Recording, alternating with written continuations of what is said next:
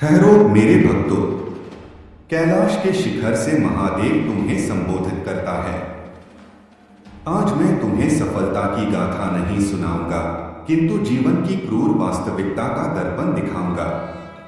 तुम देखोगे कि किस प्रकार अंधकार से ज्योति का जन्म होता है, शूल से कमल खिलते हैं और वज्र से ही हीरा गढ़ता है। सोचो, क्या मैं नीलकंठ विष पीकर तांडव नृत्य करता हुआ सफलता का प्रतीक होता? नहीं प्रियजनों, मेरी कथा त्याग की, संघर्ष की, विनाश और निर्माण के चक्रव्यूह को तोड़ने की है। मैं हूं वह जो देवताओं और राक्षसों के बीच खड़ा होकर संतुलन लाया, अहंकार का नाश किया और विश्व को जलाने के बजाय उसे नया जीवन प्रदान किया। तुम्हारे जीवन में भी कष्ट आएंगे, हार मिलेगी, अंधकार घेरेगा। ये तुम्हें कमजोर करने नहीं बल्कि मजबूत बनाने आए हैं। जब समुद्र शांत होता है, नाविक तो बन जाता है, लेकिन कश्ती का क्या होगा?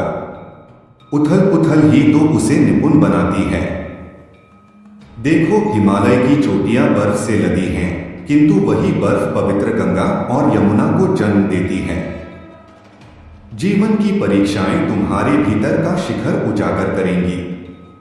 विष की तरह लगने वाली परिस्थितियां ही तुम्हारी आत्मा का शुद्धिकरण करेंगी। और हां, संघर्ष करते हुए कभी पथ भ्रमित मत होना। तुम वही हो जिसने इस ब्रह्मांड को नचाया, इस पृथ्वी को जन्म दिया।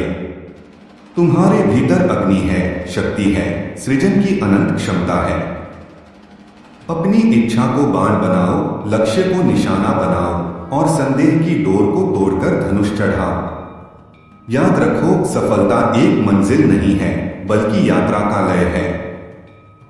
गिरो, उठो, चलो, दौड़ो, मगर थको मत। महादेव तुम्हारे साथ है, हर धड़कन में, हर सांस में। तुम कमल हो, खिलने के लिए तैयार, बस अंधकार को चीर दो और अपना प्रकाश जगमगाओ।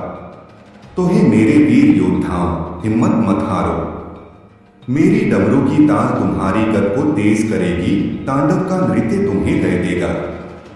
जाओ और अपने नाम का डंका दुनिया में बजाओ, सृष्टि का गीत गाओ और अपना स्वर्ग सृजन करो। नमः शिवाय।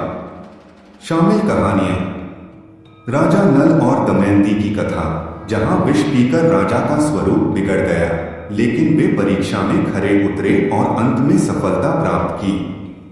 मां पार्वती का तप, जहां उन्होंने कठिन तप करके शिव को पाया, जिसका संदेश है कि सच्चा प्रयास सफलता लाता है। समुद्र मंथन की कहानी, जहां विष के साथ ही अमृत भी निकला, यह दिखाता है कि चुनौतियों के साथ ही अवसर भी आते हैं। ये कहानियां आपको प्रेरणा देंगी और महसूस कराएंगी कि महादेव न केवल विनाशक बल्कि निर्माणकर्ता भी हैं, और उन्होंने हमें संघर्ष और तप से सफलता पाने का रास्ता दिखाया है।